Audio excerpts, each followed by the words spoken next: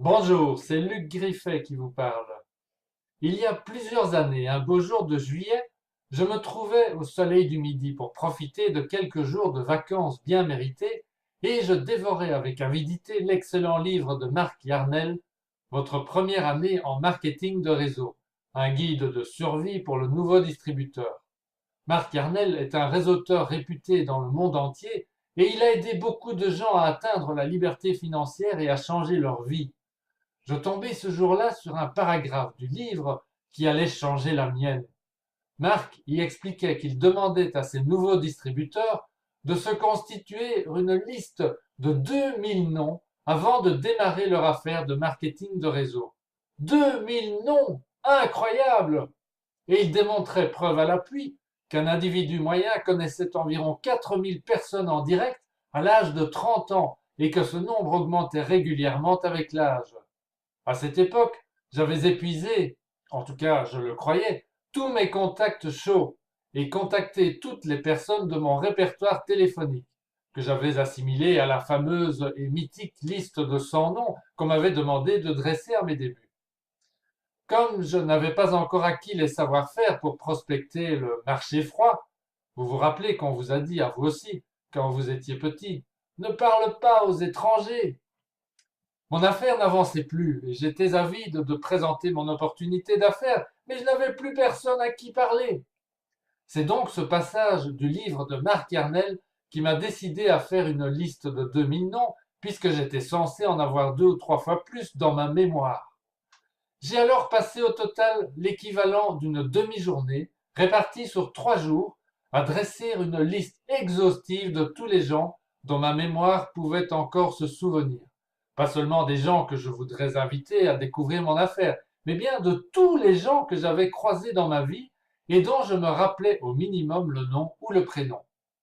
Après 3 jours, je n'en avais pas trouvé 2000, mais quand même exactement 514. Et cela me permit de recommencer à contacter des gens. Aujourd'hui encore, je suis loin d'avoir repris contact avec toutes ces 514 personnes de ma liste initiale, qui s'enrichit d'ailleurs de nouveaux noms régulièrement. Mais le plus important est que cela a vraiment permis de lancer la croissance de mon affaire et que je ne me suis plus jamais senti à court de personnes à contacter depuis lors.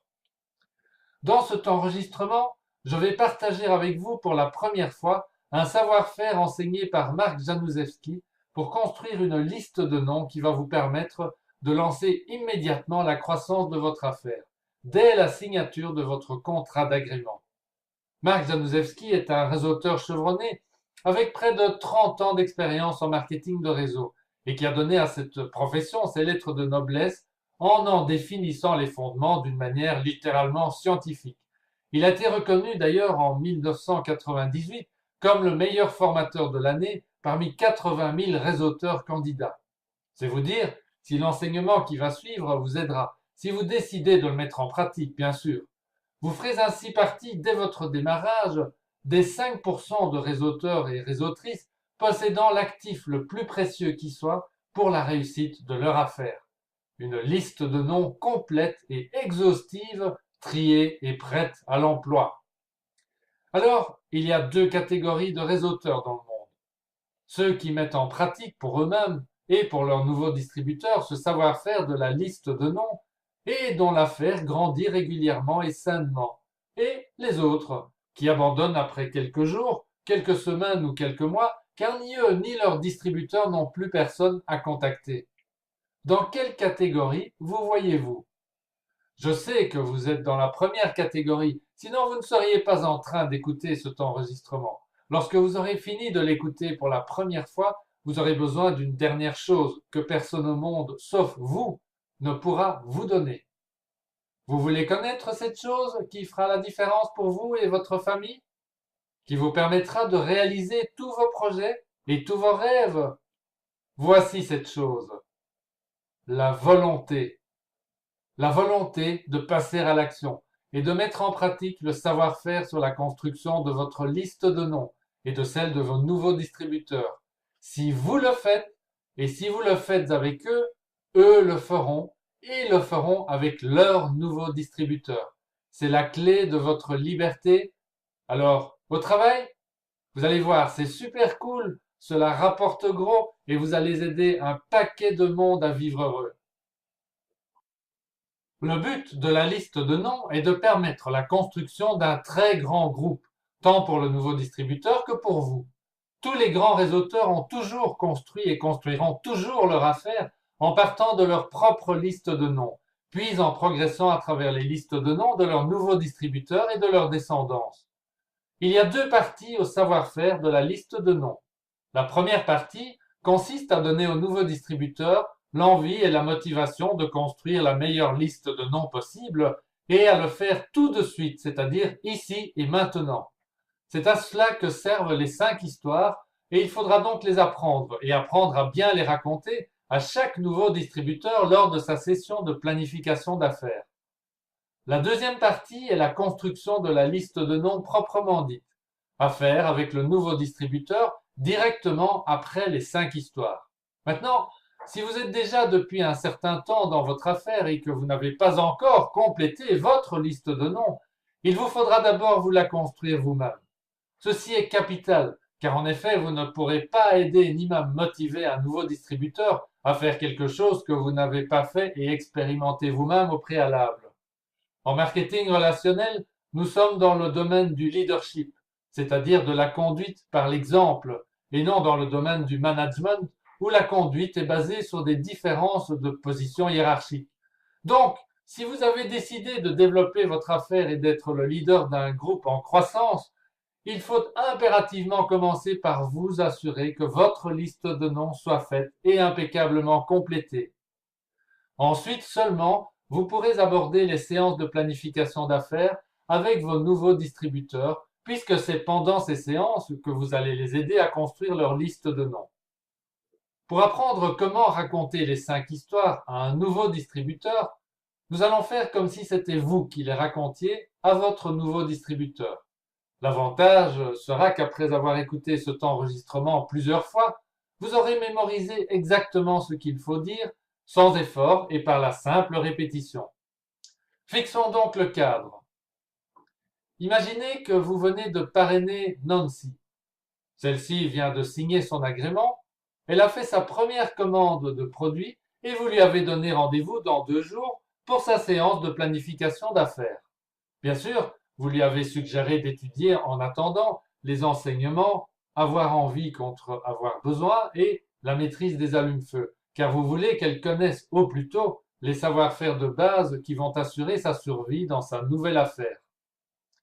Avant de démarrer les histoires, sachez que chaque histoire illustre un point précis que le nouveau distributeur a besoin de savoir et de comprendre.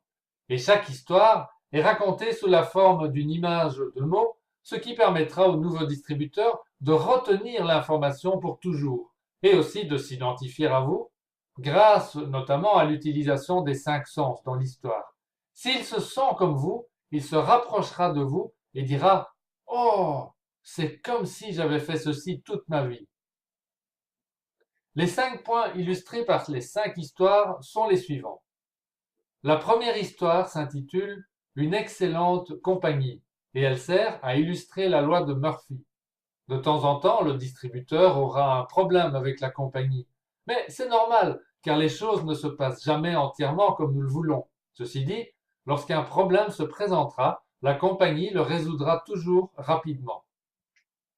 La deuxième histoire est « Vous faites du marketing relationnel tous les jours, simplement vous n'êtes pas payé pour le faire ». Nous voulons que le nouveau distributeur se rende compte qu'il fait du marketing relationnel depuis toujours, mais qu'il n'est pas rémunéré pour le faire et qu'il se dise « Oh, j'ai donc fait ceci toute ma vie ». La troisième histoire aide le distributeur à comprendre comment il est payé. Expliquer le plan de compensation au départ n'est pas une bonne idée, car cela crée de la confusion la plupart du temps. Les gens au départ veulent simplement savoir comment ils sont payés et ils iront chercher les explications détaillées du plan de compensation plus tard, lorsqu'ils seront prêts. La quatrième histoire a pour but de faire comprendre que cela va prendre un peu de temps, mais que la récompense sera énorme et qu'il y aura de petites compensations régulièrement tout au long du chemin. Et la cinquième histoire a pour but de préparer le nouveau distributeur à construire une énorme liste avec du carburant de toute première qualité. L'histoire est en deux parties et il sera important de la raconter avec ces deux parties bien distinctes. Vous êtes donc à la séance de planification d'affaires et lorsque le moment de construire la liste de noms arrive, voici ce que vous dites à Nancy. Nancy, est-ce que cela t'irait si je te racontais quelques petites histoires pour illustrer ce que nous faisons et qui t'aideront à très bien démarrer ton affaire? Ah oui, Alors, la première histoire que je veux te raconter est que ceci est une excellente compagnie. La raison pour laquelle je te raconte ceci est que j'ai appris avec le temps à faire la différence entre une mauvaise, une bonne et une excellente compagnie. J'explique ceci de la façon suivante. Tout n'est pas parfait, de temps à autre, il y a des choses qui ne se passent pas comme prévu. As-tu déjà vécu ce type d'expérience dans ta vie? oui, bien sûr. Eh bien, notre affaire fonctionne largement de la même façon. Il y a parfois des erreurs et celles-ci devraient être corrigées. La différence entre les mauvaises compagnies, les bonnes compagnies et les excellentes compagnies est simple. Les mauvaises compagnies ne reconnaissent pas leurs erreurs. Les bonnes compagnies reconnaissent leurs erreurs, mais elles prennent un temps fou pour les réparer. Et les excellentes compagnies reconnaissent leurs erreurs et les réparent sur le champ. Notre compagnie est une excellente compagnie car j'ai constaté qu'à chaque fois qu'il y a eu une erreur, et je n'en ai pas vu beaucoup depuis mon démarrage, la compagnie les répare. Donc, si tu as une difficulté avec quoi que ce soit, le site web, une commande, le produit que tu reçois, ce que je voudrais que tu fasses, c'est de me contacter directement car la compagnie réparera le problème. Est-ce que ça te paraît sensé? Mais oui. Alors la deuxième histoire est celle-ci. Nancy, est-ce qu'il t'est déjà arrivé de recommander un bon film, un bon acteur ou, ou un bon restaurant à quelqu'un? Mais oui, certainement. Et est-ce que quelqu'un est déjà revenu vers toi pour te remercier parce que le restaurant était excellent ou que le livre était très bien? Ah oui, chaque fois. Et comment te sens-tu quand cela arrive? Ah, j'aime beaucoup, je me sens bien. Eh oui, ça fait partie du comportement naturel de tout être humain de vouloir partager ce qu'il pense que les autres pourront aimer ou les choses dont ils pourront tirer avantage.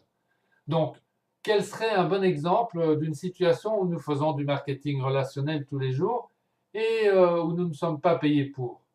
Je pense que nous avons déjà tous fait cette expérience d'aller au cinéma et de se dire, je ne paierai pas 5 euros pour une boisson et un paquet de pop-corn ou une glace.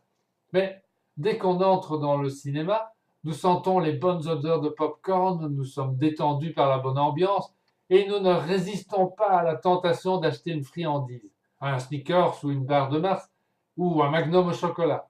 Puis nous allons à notre place et nous nous enfonçons profondément dans le fauteuil moelleux, le son digital Sensorround sort de tous les murs, les images en relief nous entourent et nous sommes entièrement captivés par le film. Et on se croirait vraiment dans l'action. Et quand le lundi matin, les collègues nous demandent «Hé, qu'est-ce que tu as fait ce week-end?» «Oh ben, j'ai été voir le film Avatar. C'était incroyable, formidable, il faut aller le voir, vous allez adorer le film.» Bien sûr, des gens à qui tu auras parlé de ce film n'iront jamais le voir. D'autres iront le voir suite à ta recommandation. Moi, par exemple, je paierai le ticket, j'achèterai des pop-corn attirés par la bonne odeur et je passerai un excellent moment. Le lundi matin, quand mes collègues me demanderont ce que j'ai fait le week-end, je répondrai «J'ai été voir Avatar, c'était formidable, les pop-corn délicieux, vous devriez aller le voir.» Certains n'iront pas le voir, d'autres iront le voir, et enfin certains iront le voir et le recommanderont. Ce qui s'est passé avec le film, c'est que le gérant a fait sa publicité grâce à toi, à moi et aux personnes que nous avons intéressées directement ou indirectement. Les personnes comme moi que tu as intéressées à aller voir le film, ce sont des références directes à toi. Et les personnes qui ont été voir le film suivant ma recommandation sont pour toi des références indirectes. À la fin du mois, le gérant du cinéma fera ses comptes, il comptera le nombre de billets à 8 euros qu'il aura gagné, mais surtout l'argent gagné avec l'achat des pop-corn et des boissons, qui représentent un bénéfice encore plus grand. Il aura gagné une grosse somme d'argent suite au nombre de personnes qui sont venues, suite à ta recommandation, et il te versera une grosse commission, pas vrai? Non, je ne l'ai pas encore reçu. Ok, donc tu vois, ce qui se passe, c'est que le gérant du cinéma bénéficie d'une publicité gratuite de ta part et de tous les gens qui viennent sur recommandation. Et ce qui est intéressant, c'est que le petit formulaire d'agrément que tu as rempli l'autre jour m'amène à te dire une bonne et une mauvaise nouvelle. Je commence par la mauvaise nouvelle. Le gérant du cinéma, le tenancier du restaurant, l'éditeur du livre que tu as recommandé ne te verseront jamais de commission pour tes recommandations. La bonne nouvelle est que la compagnie avec laquelle tu viens de démarrer va te verser une commission pour faire quelque chose que tu as fait déjà, que tu fais déjà tous les jours. Et tu l'as déjà fait hier, tu l'as probablement fait aujourd'hui et tu le feras certainement demain. Simplement, parler aux gens des choses qu'ils pourraient aimer ou dont ils pourraient profiter. Car cela fait partie de l'expérience humaine. Est-ce que cela a du sens pour toi? Oui, bien sûr. Allons un petit pas plus loin. Est-ce que tu as des enfants? Oui. Est-ce que tu te rappelles quand ils avaient 5 ou 6 ans? Et te rappelles-tu quand ils revenaient de l'école et faisaient de la publicité pour un nouveau jouet, un nouveau t-shirt? Surtout un t-shirt d'une nouvelle marque, tu te rappelles de cela? Ben, cela arrivait à peu près tous les jours. Oui, c'est ce qui se passe pour la plupart des gens. Mais d'où tenait-il cette information? Oh, probablement de leurs amis à l'école. Absolument. Et sais-tu ce que c'est cela? Non. Eh bien, c'est du marketing relationnel. Des gens qui disent à d'autres gens ce qu'ils aiment, ce dont ils profitent et dont ils pensent que leurs amis pourraient profiter. Et devine qui aurait pu faire la même chose quand il avait 5 ou 6 ans? Oh, probablement moi. Exactement. Donc, depuis combien de temps fais-tu du marketing relationnel maintenant?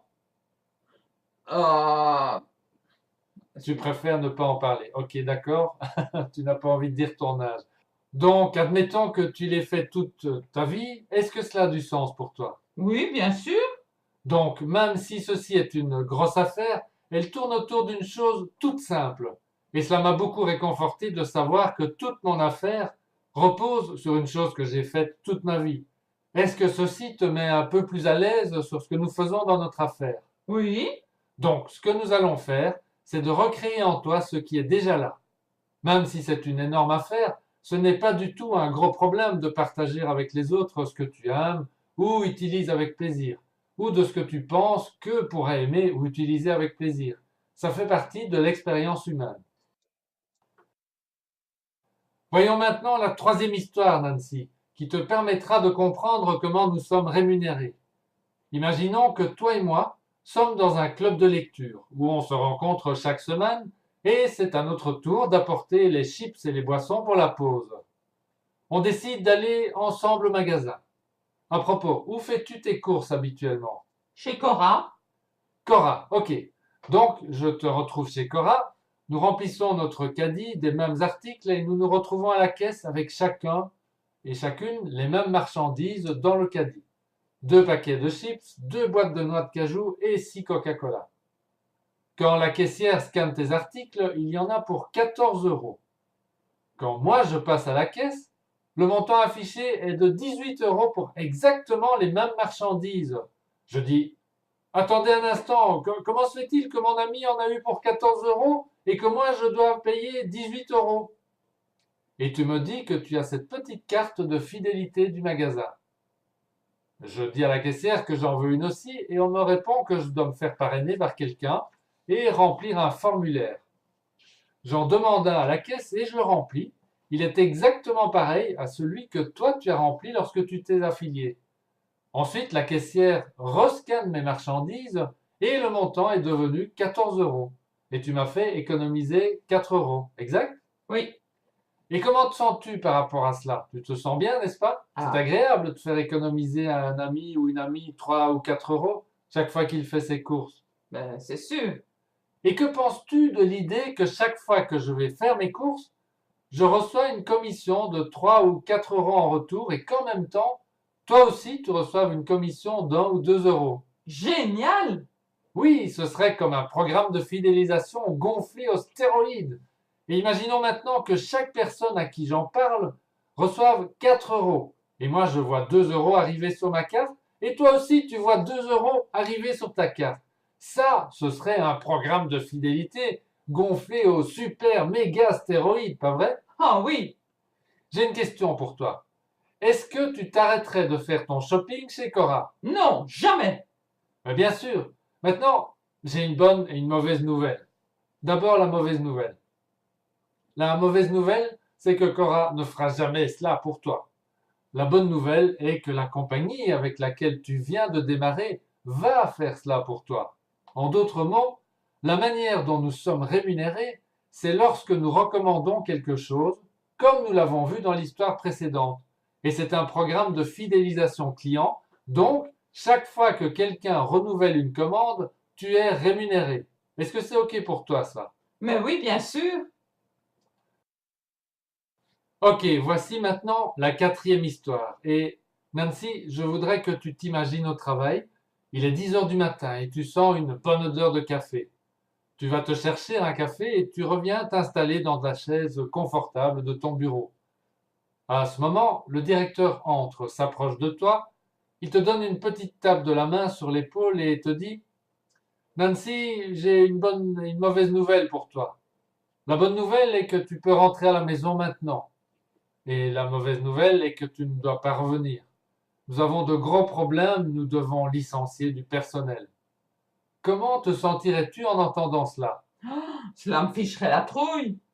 Oui, car tu as des enfants et des obligations, donc tu vas probablement te sentir très mal. Et donc tu demanderais sans doute au directeur s'il y a quelque chose que tu pourrais faire pour garder ton emploi, n'importe quoi. Mais quelque chose qui te permettrait de garder ton emploi, pas vrai? Mais oui, certainement. Et imaginons que le directeur dise eh bien, il y a cette possibilité unique, mais la plupart des gens n'en veulent pas. Au lieu de rentrer à la maison chaque jour à 5 heures, si tu rentrais à la maison chaque soir à 6 heures et que tu faisais des appels téléphoniques pendant 1 heure, entre 5 heures et 6 heures, je pourrais te garder. Que penses-tu que tu ferais, probablement? Ben, cela me paraît bien. Bien sûr, tu garderais sans doute le job. Tu n'as pas envie de rentrer à la maison en disant que tu as perdu ton emploi. Le marché de l'emploi est difficile pour l'instant, tu es à l'aise dans ce que tu fais, tu connais ton travail. Tu pourrais chercher un autre emploi, mais en attendant, tu garderais probablement celui-ci. Donc, le patron se dirige vers la porte, puis il s'arrête et il dit: Oh, Nancy, j'ai oublié de te dire, si tu acceptes cette solution de travailler 1 heure de plus chaque jour et à faire des appels pendant cette heure, sans manquer un seul jour, je te donne la garantie qu'après 2 ans, tu pourras partir à la retraite avec un salaire complet. Mais tu ne peux pas manquer un seul jour et tu auras un salaire complet. Comment te sentirais-tu par rapport à cela? Je dirais que c'est trop beau pour être vrai. Mais le patron te dirait: Je t'assure que c'est vrai, voici le contrat par écrit. Je suis d'accord. Et c'est exactement ce que le marketing relationnel est. Environ 1 heure par jour, chaque jour. Habituellement, en 1 à 2 ans, une personne peut gagner l'équivalent de son salaire. Donc tu pourrais simplement quitter ton emploi actuel ou bien gagner beaucoup plus d'argent. Mais le patron a dit que tu ne peux pas manquer un seul jour. Donc, disons qu'après 7 mois de ce régime, ton mari t'annonce que mercredi prochain à 4 heures, il organise à la maison une réunion entre amis et qu'il aimerait que tu y participes. Que vas-tu dire? Non, je ne peux pas venir. Ou ton mari te dit qu'il a des places pour un spectacle du Cirque du Soleil qui commence à 5 heures. Que vas-tu dire? Ben non, je ne peux pas venir. D'accord? Oui, Après 19 mois, tes enfants te disent: Nous apprécions beaucoup que tu travailles 1 heure supplémentaire pour garder ton emploi, maman, mais nous voudrions vraiment que tu rentres à la maison 1 heure plus tôt. Tu réponds quoi maintenant? Que tu n'es plus là maintenant, que tu n'es plus qu'à 5 mois de la fin et de la retraite avec un salaire complet. Qu'est-ce que tu réponds? non, je ne peux pas venir. Donc, voici où je veux en venir. Il va y avoir quelques tentations sur le chemin, mais les gens qui seront persévérants à faire leur heure quotidienne pourront généralement doubler leur revenu annuel en 1 ou 2 ans. Et il y aura quelques distractions et cela prendra un peu de temps. Maintenant, j'ai une bonne et une mauvaise nouvelle. Est-ce que c'est OK si je te donne d'abord la mauvaise nouvelle? Pourquoi pas? Eh bien, la mauvaise nouvelle est qu'ils ne te feront jamais une pareille proposition dans une entreprise. La bonne nouvelle est que la compagnie avec laquelle tu viens de démarrer, c'est exactement ce qui se passe pour les gens qui consacrent avec consistance 1 heure par jour à leur activité. Et il y a encore une autre bonne nouvelle. Est-ce que ce serait OK pour toi si tu ne devais pas attendre la fin des 2 ans, mais que tu reçoives en cours de route régulièrement une commission d'encouragement, qui pourrait même grandir au fil des mois? Ok. Maintenant, Nancy, je vais te raconter la dernière et cinquième histoire. Nous arrivons au bout et nous allons ensuite pouvoir donner le coup d'envoi à ton affaire. Imagine que nous soyons de très bons amis et que nous avons développé une grande amitié. Nous avons 85 ans tous les deux et on se retrouve chaque second mardi du mois au salon de thé. On parle des enfants, des petits-enfants, on discute autant de la politique que de philosophie. À propos, est-ce que tu as un établissement favori? Oui, la rose blanche sur la grande place. Ok, tu es donc là, à la Rose Blanche, à m'attendre. Quand soudain, j'entre comme un boulet dans l'établissement et je dis: Nancy, est-ce que ce n'est pas incroyable que l'augmentation que nous étions censés recevoir il y a 4 mois de la sécurité sociale vient seulement d'arriver ce mois-ci sur notre compte? Et je te demande d'imaginer que tu ne comprends rien de ce que je suis en train de te dire. Tu me dirais alors probablement quelque chose comme: Mais de quoi parles-tu? Eh bien, Nancy, quand nous avions 65 ans, nous avons pu compléter ce formulaire et le gouvernement, pour toutes les années de travail que nous avons prestées, nous envoie environ 500 euros par mois, tous les mois. Tout ce que nous avions à faire était de compléter leur formulaire. J'imagine donc que tu ne l'as pas complété et que tu n'étais pas au courant. Je suppose que non. Comment te sentirais-tu si tu venais juste de découvrir que tu as manqué l'occasion de recevoir 12 versements par an pendant 20 ans d'une valeur de 500 euros? Ça fait donc 120 000 euros de définitivement perdus. Je me sentirais horrible. Oui, tu te sentirais plutôt mal, pas vrai? Ouais. Et maintenant, si je te disais en plus, tu sais Nancy, je savais que tu n'avais pas rempli ce formulaire et j'ai décidé de ne pas t'en parler. Comment te sentirais-tu à propos de notre amitié? Eh bien, je penserais que tu n'es vraiment pas gentil. Ok, et combien de temps resterions-nous amis? Eh bien, c'est terminé. Maintenant, rappelle-toi, quand tu as complété ce formulaire d'agrément l'autre jour, pour rejoindre cette compagnie de marketing relationnel, tu as acquis le droit d'avoir une réduction de taxes, une réduction d'impôts sur les revenus qui seront créés par ton activité, ce qui pourrait te mettre en poche plusieurs centaines d'euros par mois de taxes que tu n'aurais plus à payer car elles sont déduites. Ce qui veut dire que tous les gens que tu connais ont droit également à ces réductions de centaines d'euros par mois, dès qu'ils entament une affaire à domicile comme celle-ci. Donc, tu n'aimerais pas que ces personnes se fâchent contre toi, car pendant 20 ans, tu as économisé l'équivalent de 120 000 euros de taxes, et tu n'en as pas parlé à ta sœur ou à tes frères. Et ils découvriront alors probablement qu'ils sont aussi fâchés contre toi, aussi fâchés que tu ne l'as été contre moi lorsque tu as découvert que je ne t'en avais pas parlé. Est-ce que tu réalises que c'est la même chose? Mais oui. Donc, qu'est-ce qui serait le plus facile pour toi? De ne pas dire aux gens qu'ils pourraient recevoir 400 ou 500 euros de plus chaque mois, en espérant qu'ils ne découvriront jamais que tu leur as caché cela? Ou bien de simplement faire une liste de toutes les personnes que tu connais et leur envoyer une simple invitation pour prendre connaissance de tout cela? Et s'ils ne veulent pas écouter, ce qui est OK, ils ne pourront plus être fâchés contre toi d'avoir perdu 100 ou 120 000 euros. Ce serait plus facile de faire la liste et d'informer tout le monde. Tout à fait. Et de les laisser décider par eux-mêmes. Oui. Donc, prenons ton carnet d'adresses, commençons ici, regardons ta messagerie et faisons cette liste de noms. Voilà donc les 5 histoires racontées et vous voilà fin prêt, Nancy et vous, pour construire ensemble sa liste de noms. Si vous avez été consciencieux dans le partage de ces 5 histoires, Nancy sera motivée à fond et vous allez ensemble produire le meilleur carburant qui soit pour le développement de son affaire et donc aussi de la vôtre. Il vous faut maintenant la guider dans la construction de sa liste et l'aider à stimuler sa mémoire pour qu'un maximum de noms remonte à sa conscience. Cela demande un peu de savoir-faire, mais si vous avez fait votre propre liste, vous avez déjà ce savoir-faire. N'oubliez jamais que tout ce que vous ferez bien avec Nancy, elle le fera bien à son tour plus tard avec ses nouveaux distributeurs. C'est la clé de votre liberté, de celle de Nancy et de toutes les personnes qui viendront s'ajouter à vos groupes. Suggérez à Nancy de lister ces noms dans un cahier, où chaque nom est écrit dans la marge de gauche sous le nom précédent. Ceci lui laissera ainsi toute la place pour écrire à côté de chaque nom les informations utiles telles que numéro de téléphone et la note d'évaluation et l'IRE par exemple. Nous allons en parler dans un instant. La suite est simple. Voici comment procéder.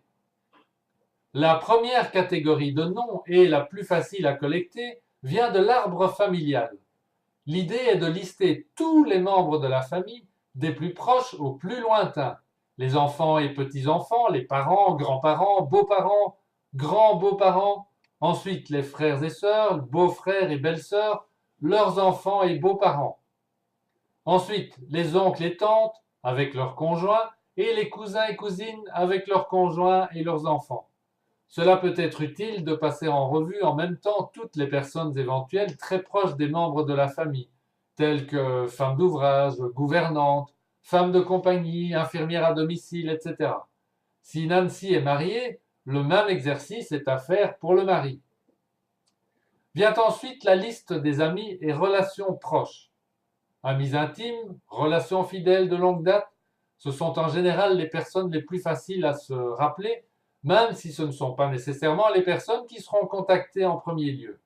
Mais nous n'en sommes pas encore pour l'instant à considérer qui sera contacté et qui ne le sera pas, et quelles seront les personnes à contacter en premier. Nous sommes simplement en train de faire l'inventaire exhaustif de toutes les personnes que Nancy a croisées au moins une fois dans sa vie et dont elle se rappelle. En troisième lieu vient la catégorie des postes d'emploi occupés par Nancy depuis sa sortie de l'école. On commence par le poste le plus récent et on aide Nancy à faire l'inventaire de toutes les personnes qu'elle côtoie dans ce poste. On passe ensuite au poste précédent et on fait à nouveau l'inventaire de tous les collègues, partenaires, fournisseurs, clients, etc. qu'elle a croisés dans ce poste. On descend ensuite poste par poste jusqu'au premier emploi occupé par Nancy à la sortie de l'école. En quatrième lieu, nous continuons la descente dans le temps, nous allons passer en revue toutes les écoles qui ont émaillé les études de Nancy. À nouveau, nous l'aiderons à se rappeler des amis de classe, des professeurs et de toutes les autres catégories de gens qu'on rencontre dans un cadre scolaire, notamment les parents, frères ou sœurs des copains de classe, les concierges, les éducateurs, les commerçants entourant l'école, etc. Nous pouvons remonter ainsi jusqu'à l'école gardienne ou même la crèche si Nancy a des mémoires qui remontent au-delà de ses 3 ans. Dans ce domaine, le cas le plus remarquable que j'ai rencontré à ce jour est celui de mon beau-père qui, à l'âge de 88 ans, a reconnu un ancien camarade de classe de l'école primaire, remontant donc 80 ans en arrière. C'est le nom de famille caractéristique de son nouveau voisin qui attira l'attention de mon beau-père, qui retourna donc dans les photos de classe de son enfance, où il reconnut effectivement son ancien camarade, devenu aujourd'hui son meilleur ami. Cinquième catégorie, les lieux de vie successifs. Peu de gens vivent aujourd'hui toute leur vie au même endroit. Ils sont au minimum passés de la maison de leurs parents à leur propre maison ou appartement. Là aussi, il y a une foule de personnes que l'on peut retrouver. Propriétaires, voisins, commerçants du quartier, boulangers, épiciers, bouchers, poissonniers, etc. Médecins, dentistes, hommes d'église pour les pratiquants, salles de sport, piscine, caissières du supermarché local, etc. L'idée est de faire l'inventaire complet pour chaque lieu de vie en partant du plus récent lieu de vie vers le plus ancien. Une sixième catégorie concerne tous les hobbies de Nancy. Club de golf ou de tennis, groupe de marcheurs ou de cyclotouristes, club de vacances et toutes les personnes rencontrées dans le cadre des activités de loisirs pratiquées par Nancy. Et une dernière catégorie concerne toutes les formations auxquelles Nancy a assisté depuis sa sortie de l'école officielle. La plupart des gens aujourd'hui s'inscrivent dans des formations de développement personnel ou des formations artistiques, danse, peinture, musique, etc. Et ils y rencontrent des gens qui ont très souvent les mêmes affinités. Bon contact assuré donc. Je vous recommande fortement d'accompagner Nancy jusqu'au bout de ce travail et de l'encourager à noter tous les noms de manière exhaustive sans laisser de blanc. Elle pourrait dire oui, je vois, je compléterai à mon aise plus tard. Eh bien, dans 9 cas sur 10, sachez qu'elle ne le fera pas et vous la condamnez ainsi au mieux à avoir plusieurs années de retard dans le développement de son affaire et au pire à sa disparition à court terme, faute de carburant. Et si par chance elle complétait quand même sa liste, vous lui auriez enseigné une mauvaise pratique qu'elle dupliquera inévitablement avec ses futurs nouveaux distributeurs qui ne seront en général pas aussi consciencieux qu'elle et la panne de carburant surgira implacablement. Une fois la liste terminée, il vous reste un dernier exercice important à faire avec Nancy, le classement des noms par priorité de contact. Autrement dit, quelle personne Nancy devrait contacter en premier lieu?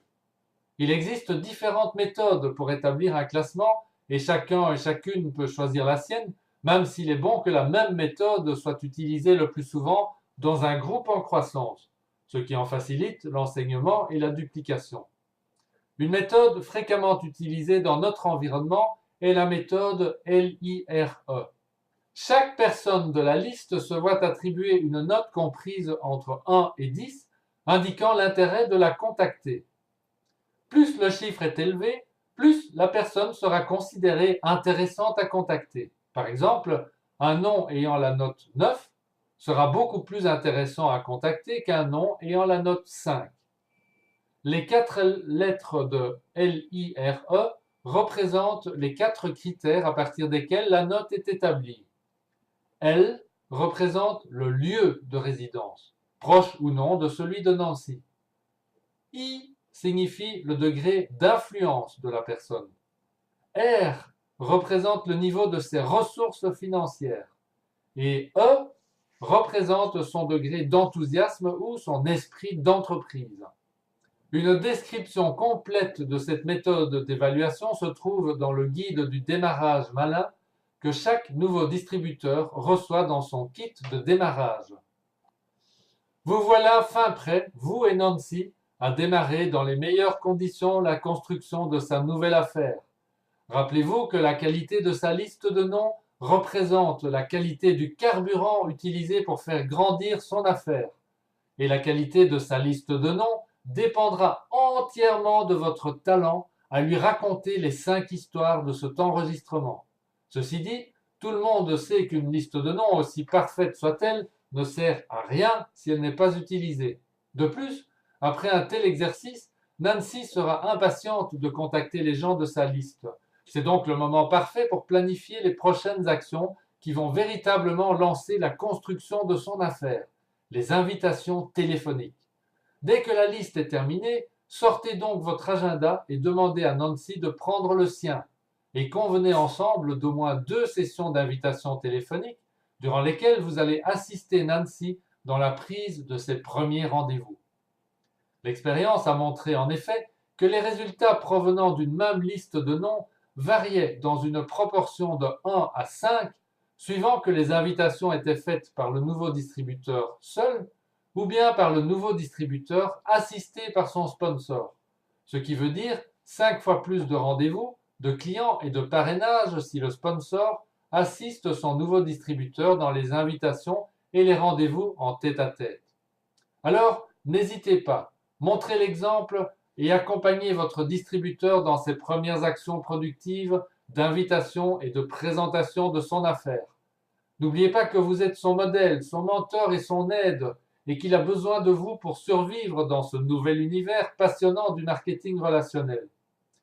Et s'il vous arrivait par moments, en secret, de ne pas vous sentir vous-même à la hauteur, pensez toujours à ceci. Vous avez un sponsor et une ligne d'aide qui ne demandent qu'une seule chose, vous aider, vous aussi, à grandir. Bonne chance et bon amusement dans le plus beau métier du monde. Banzai! C'était Luc Griffet, merci.